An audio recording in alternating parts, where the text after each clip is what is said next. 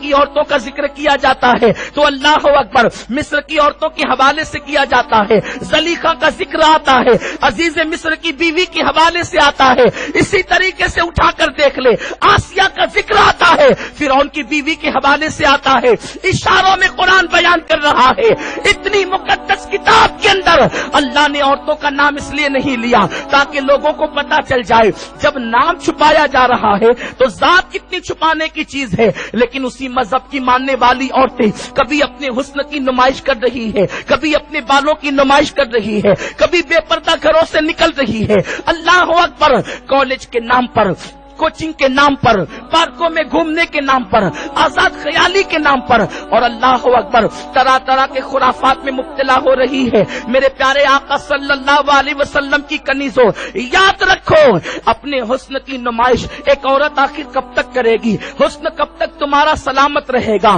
کھلتا ہوا پھول اور شام کو اس کے بعد مرجھانے والا پھول تمہیں یہ دعوت فکر دے رہا ہے۔ جو اللہ ایک کلی کو صبح کے وقت مسکرانے کا شعور عطا کرتا ہے اور شام کے وقت وہ پھول جو ہے وہ مرجھا جاتا ہے، ایک دن تمہارا حسن بھی مرجھا جائے گا، ایک دن تمہارے حسن کو بھی زوال آئے گا۔ جو اللہ نکلتے ہوئے سورج کو زندگی دیتا ہے اور پھر اس کے بعد مغرب میں ڈبا بھی دیتا ہے اور اس کی حکومت اس سے چھین لیتا ہے، اسی طریقے سے ایک دن اللہ تمہارا حسن بھی تم سے چھین لے گا۔ بڑھاپے کا اضملال تمہیں بے چین اور بے قرار کرے گا۔ آج اپنے حسن کی نمائش کرنے والیوں، اپنے آپ کو خوبصورت سمجھنے والیوں، اللہ اکبر، آج کل کی حالت یہ ہو چکی، لوگ کہتے ہیں پاکستانی سیریلوں کے اندر گھریلو داستان دکھائی جاتی ہے، اس میں تہذیب سیکھنے کا بہترین موقع ہے۔ ہم کہتے ہیں پاکستانی سیریلوں سے یا دوسرے سیریلوں سے تہذیب وہ سیکھیں جن کے پاس محمد الرسول اللہ کی زندگی نہیں ہے، جن کے پاس سیدہ فاطمہ کی زندگی نہیں ہے۔ ہماری قوم کسی سیریل سے تہذیب سیکھنے کی محتاج نہیں ہے، ہماری قوم کے پاس اللہ کے حبیب کا اسوہ موجود ہے، سیدہ فاطمہ کی زندگی موجود ہے، سیدہ عائشہ کی زندگی موجود ہے، ماں خدیجہ کی زندگی موجود ہے۔ اے خاتون جنت رضی اللہ تعالیٰ عنہ کی کنیزوں، اللہ اکبر، یہ سیریل ہی کی نحوست ہے کہ نوجوان بچیاں یا شادی شدہ عورتیں اب اس طرف بڑی ہے جس کا ہم کبھی تصور بھی نہیں کر سکتے تھے۔ اللہ اکبر، باتیں بار بار روز روز سننے میں آتی ہے، کئی اخبار میں چھپتی ہے، کبھی ٹی وی چینلوں پر جو ہے نیوز بن کر کے آتی ہے کہ اللہ اکبر فلاں لڑکی کالج کے لڑکے کے ساتھ بھاگ گئی، فلاں لڑکی فلاں لڑکے کے ساتھ نکل گئی۔ اے خاتون جنت کی کنیزوں، آج میں تمہیں بتاؤں، آج سے اگر آپ 50-60 سال پیچھے جائیں تو آپ کبھی یہ واقعہ نہ سنی ہوگی کہ کسی کی لڑکی کسی کے ساتھ چلی گئی۔ اس کی وجہ یہ ہے، آج سے 50-60 سال پہلے یہ سیریلوں کی نحوست نہیں تھی، یہ ناولوں کی نحوست نہیں تھی۔ اللہ اکبر، جسے تم محبت کا نام دے کر اور لوگ تمہیں محبت کا جھانسا دے کر کے اللہ اکبر لے کر کے جاتے ہیں، اللہ اللہ، وہ تمہارے حسن کو چوس کر کے اس طریقے سے تم سے دور ہو جاتے ہیں جیسے تتلیاں ایک مرتبہ پھول کا رس چوستی ہے اور پھر دوبارہ اس طرف کا رخ نہیں کرتی، جیسے بھورے ایک مرتبہ پھول کا رس چوستے ہیں اور دوبارہ پھر ادھر کا رخ نہیں کرتے۔ بھورا ایک پھول کا رس چوس کر دوبارہ اس کی طرف نہیں جاتا، دوسرے پھول کی طرف جاتا ہے، تیسرے پھول کی طرف جاتا ہے۔ اے خاتون جنت رضی اللہ تعالیٰ عنہ کی کنیزوں، تم کبھی نہیں دیکھو گی کہ کوئی لڑکی کسی کے ساتھ گئی ہو، اس کے بعد اس نے سماج میں عزت پایا، اسے وقار مل گیا اور اس کی زندگی جو ہے امن و سکون کے ساتھ گزری ہو۔ اللہ اکبر، لے جانے والا اپنے ماں باپ کا باغی ہوتا ہے، اور جو انسان اپنے ماں باپ کے ساتھ بغاوت کرے وہ کسی کے ساتھ کبھی وفاداری نہیں کر سکتا، وہ بے وفا کبھی کسی کے ساتھ وفا نہیں کر سکتا۔ اے خاتون جنت کی کنیزوں، بھاگنے والی لڑکیوں کی زندگی کبھی جوانی کے بعد سکون سے نہیں گزری۔ ہاں البتہ شادی شدہ لڑکیاں جو ماں باپ کے تجربات کی روشنی میں شادی کرتی ہے ان کی زندگی پرسکون گزرتی ہے۔ میں آپ کو بتاؤں، بھاگنے والی لڑکیوں کے نام سے آپ کوئی عمارت نہیں دیکھیں گے، لیکن ماں باپ کی مرضی سے شادی کرنے والی بچیوں کے حوالے سے آپ دیکھیں گے کہ کبھی ان کے نام سے تاج محل بن رہا رہا ہے، کبھی ان کے نام سے آؤ خانہ بن رہا ہے، کبھی ان کے نام سے نہریں بن رہی ہے. نہر زبیدہ، اللہ اکبر، یہ خاتون کے نام سے ہے. اس کے بعد آپ دیکھیں تاج محل ممتاز محل کے نام سے ہے، آؤ خانہ ممتاز کی یاد میں بنا ہوا ہے. اسی طریقے سے آپ دیکھیں شادی کے بعد محبت جب اللہ شوہر کے دل میں پیدا کرتا ہے تو اللہ اکبر پھر کیا ہوتا ہے، اللہ اللہ، ایک خاتون کے رخسار کے دل کی بنیاد پر کبھی سمرقند بنایا جاتا ہے، کبھی بخارا بنایا جاتا ہے. گویا کہ آپ دیکھیں میاں بیوی کی محبت ایسی محبت ہے ویرانے آبادیوں میں تبدیل ہوتے ہیں، اور بھاگنے والوں کی وجہ سے باپ بھی سر اٹھا کر کے جی نہیں سکتا،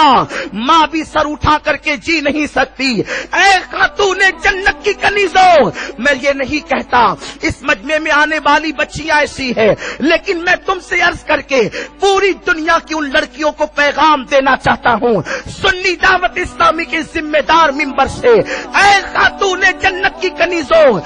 غربت جو ہے وہ تمہیں کسی کا ہاتھ پکڑنے پہ مجبور نہ کرے،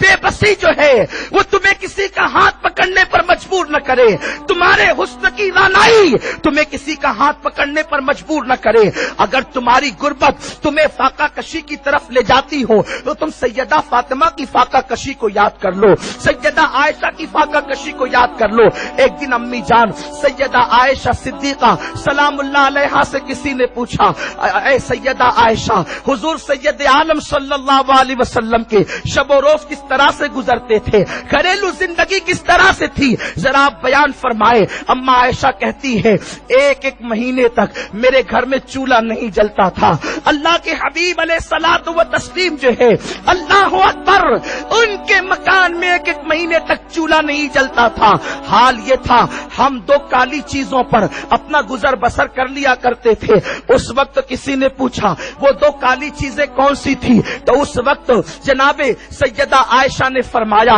ایک تو پانی اور دوسرا کھجور. اسی حدیث سے استدلال کرتے ہوئے امام اہل سنت نے فرمایا کہ پانی کا رنگ کالا ہوتا ہے، اس لیے کہ اما عائشہ صدیقہ نے جب اس کے رنگ کو کالا بتا دیا تب وہاں کسی کی تحقیق کی ضرورت کیا ہے. اے خاتون جنت رضی اللہ تعالیٰ عنہا کی کنیزوں، کبھی بکری کے دودھ پر گزر ہو رہا ہے، مہینے بھر تک چولہا نہیں جل رہا ہے. ایک وہ مقام آ گیا کہ مدینہ منورہ کی مالدار عورتوں کو دیکھ کر کے امہات المومنین نے اللہ کے حبیب علیہ السلام کی بارگاہ میں عرض کیا، یا رسول اللہ صلی اللہ علیہ وسلم، جو ہمیں خرچ ملتا ہے وہ ہمارے لیے جو ہے وہ مکمل نہیں ہوتا اور اس میں کمی ہو جاتی ہے، اگر خرچ بڑھا دیا جائے تو ہم پر کرم ہوگا.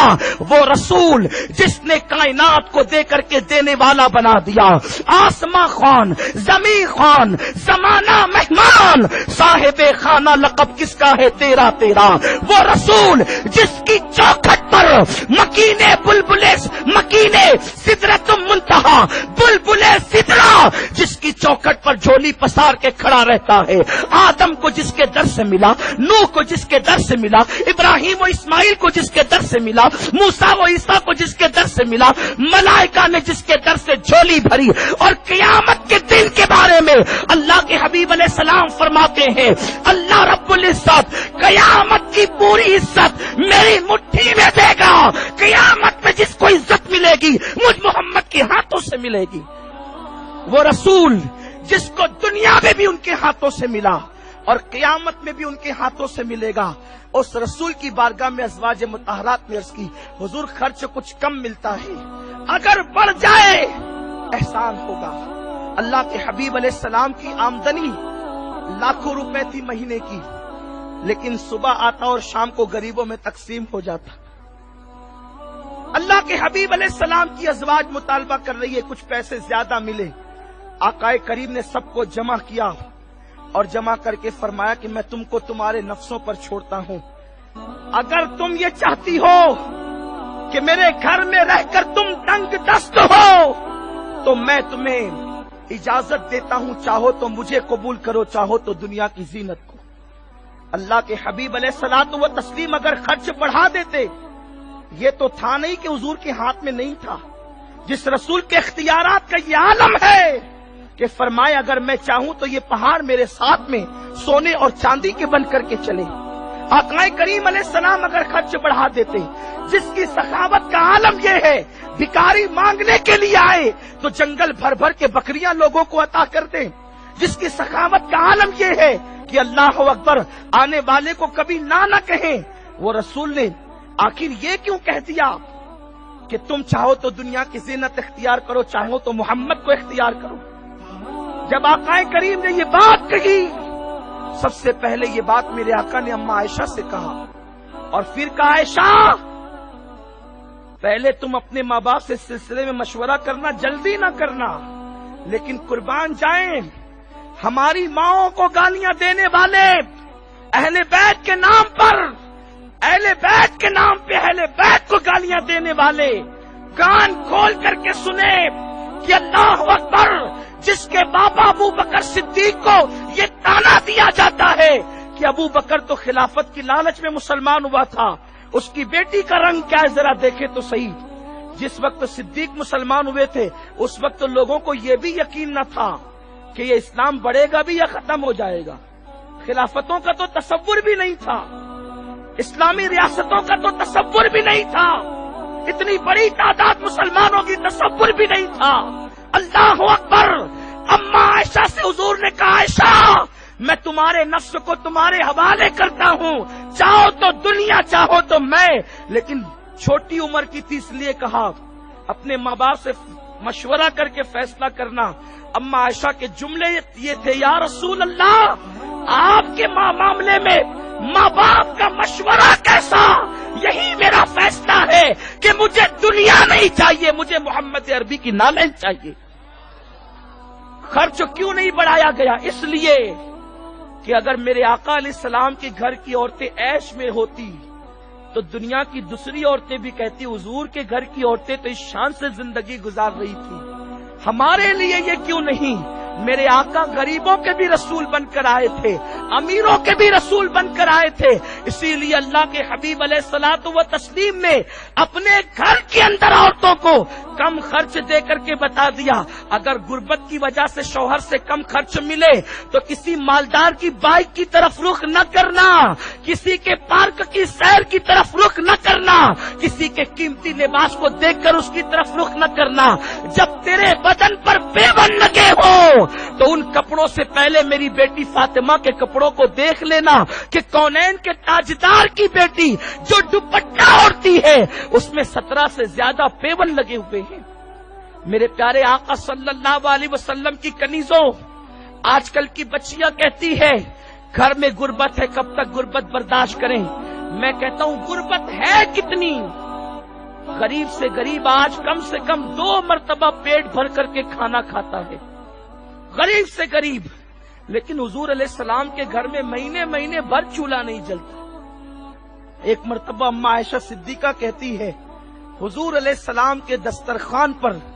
کبھی 2 قسم کے سالن جمع نہیں ہوئے، آقائے کریم کے دسترخوان پر کبھی 2 قسم کے سالن جمع نہیں ہوئے، کبھی سرکہ ہوتا تو سالن نہیں